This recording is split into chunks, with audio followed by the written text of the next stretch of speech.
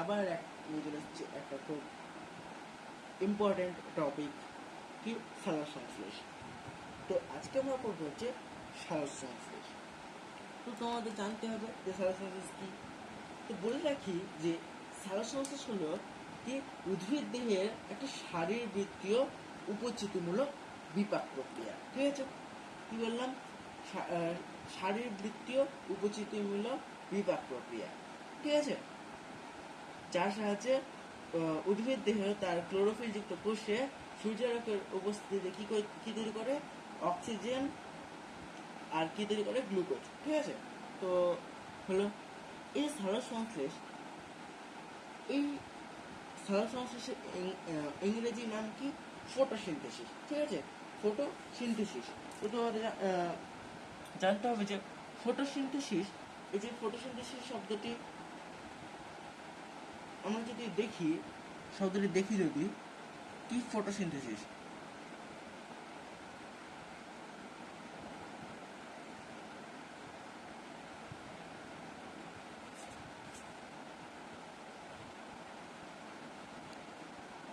এই যে ফটোসিনথেসিস শব্দটি, এটাকে যদি দেখি তাহলে কি দেখো, ফটোসিনথেসিস এটাকে দুটো ভাগে ভাগ করে। একটা হচ্ছে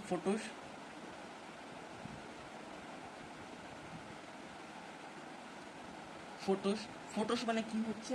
ফটোস মানে হচ্ছে লাইট বা আলো।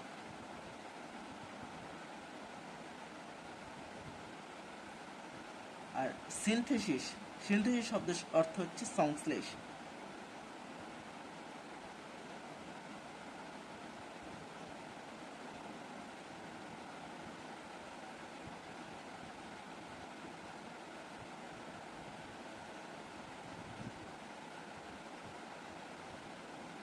ঠিক আছে, তাহলে ফটোসিনথেসিস শব্দটি যদি আমরা ভাঙি বা বিশ্লেষণ করি তাহলে কি পাওয়া যাবে?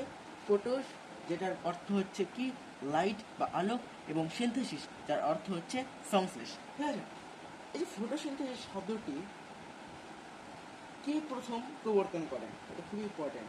কি বললাম? ফটোসিনথেসিস শব্দটি কে প্রথম প্রবর্তন করেন? বিজ্ঞানী বার্নেস। ঠিক আছে, মনে রাখবে। বার্নেস প্রথম ফটোসিনথেসিস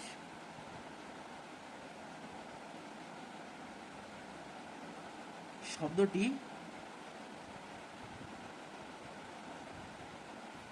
কি করেন? প্রচলন করেন।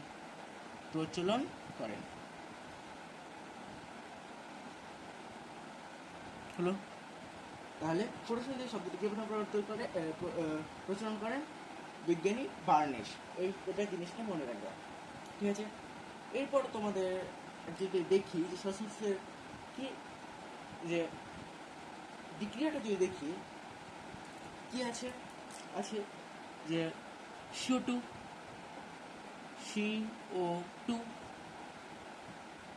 মানে কার্বন ডাইঅক্সাইড আর জল। ঠিক আছে, জল। এই কার্বন ডাইঅক্সাইডটা কি যে বাইরে থেকে যে গাছ নিয়ে উদ্ভিদ গ্রহণ করে সেটা হচ্ছে, ঠিক আছে, 6 অণু কার্বন ডাইঅক্সাইড গ্রহণ করবে এবং 12 অণু জল। ঠিক আছে, এটা কি সূর্যালোকের উপস্থিতিতে ক্লোরোফিল হয়। ঠিক আছে, কি হলো? সূর্যালোকের উপস্থিতিতে সূর্যালোকের উপস্থিতিতে ক্লোরোফিল।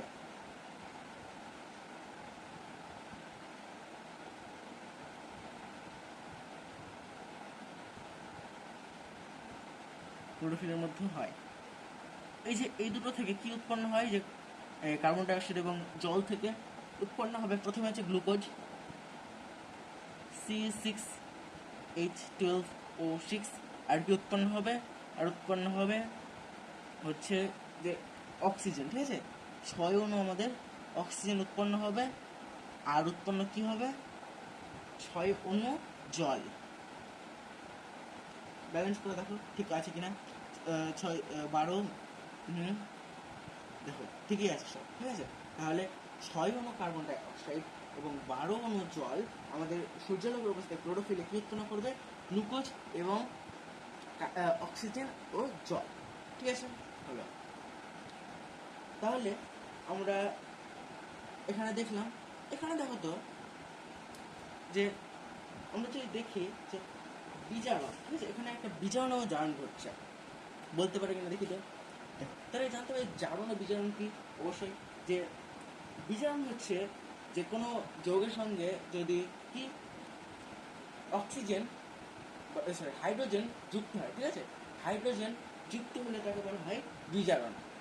যৌগের সঙ্গে যদি হাইড্রোজেন যুক্ত হয় তাহলে হয় সেটা কি বিজারণ। এবং কোনো মৌল বা যৌগ থেকে যদি হাইড্রোজেন পালিয়ে যায় অর্থাৎ বিয়োজিত হয়ে যায় তাহলে সেটাকে বলা হয় জারণ, ঠিক আছে। এবং এখানে দেখো এই যে CO2, এই CO2 থেকে এখানে হাইড্রোজেন আছে নেই, কিন্তু দেখো গ্লুকোজেন, এই দেখো এখানে কিন্তু হাইড্রোজেন যুক্ত হয়েছে, কি হয়েছে, হাইড্রোজেন অ্যাড হয়েছে, হাইড্রোজেন প্লাস হয়েছে। ওকে, তাহলে এটা কি হবে, জারণ,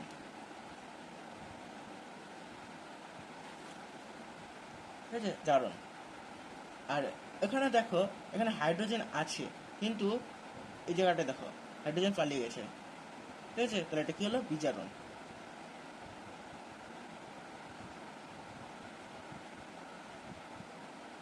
মাইনাস হাইড্রোজেন পালিয়ে গেছে, ঠিক আছে। তাহলে আমরা এখান থেকে বুঝতে পারলাম যে সালোক সংশ্লেষ হলো একটি জারণ বিজারণ প্রক্রিয়া, ঠিক আছে।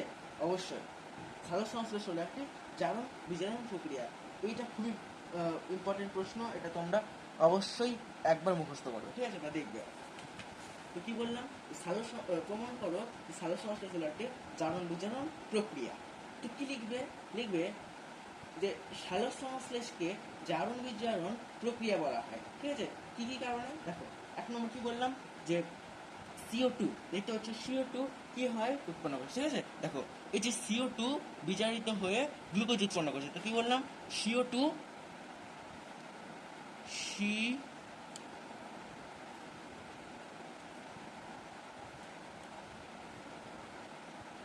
CO2 বিজারিত হয়ে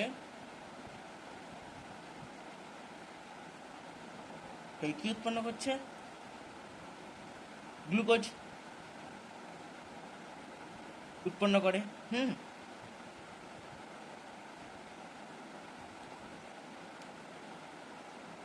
CO2 বিজারিত হয়ে গ্লুকোজ উৎপন্ন করে।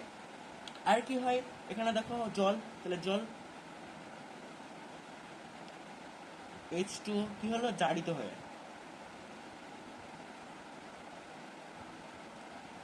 হয়ে O2 উৎপন্ন করলো।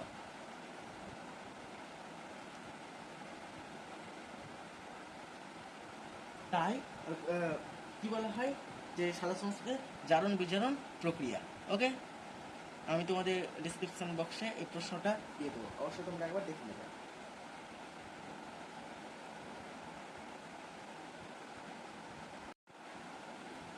আরো একটা জিনিস তোমরা মনে রাখবে যে সালোক সংশ্লেষ কিন্তু একটা উপচিতি বিভাগ। কেন, তোমরা বোঝাচ্ছি, দেখো লিখে দিই।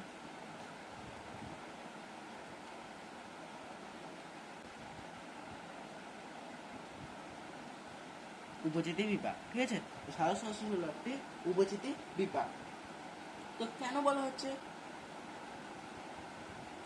তো উপচিতি বিপাক কেন বলা হচ্ছে, দেখো কি হচ্ছে, কম আণবিকযুক্ত CO2 ও H2O অর্থাৎ কার্বন ডাইঅক্সাইড এবং জল কি হচ্ছে যুক্ত হয়ে এই যে বিক্রিয়া করে কি উৎপন্ন করছে, বেশি আণবিকযুক্ত গ্লুকোজ উৎপন্ন করছে। তাহলে কি হচ্ছে, জীবদের শুষ্ক ওজন বৃদ্ধি পাচ্ছে। তাহলে অবশ্যই এটা কি একটা উপচিতি বিপাক, ঠিক আছে।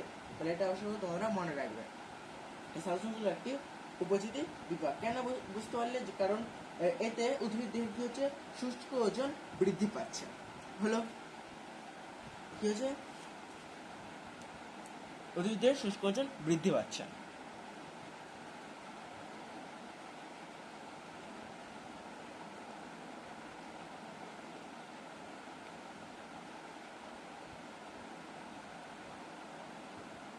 শুষ্ক ওজন বৃদ্ধি,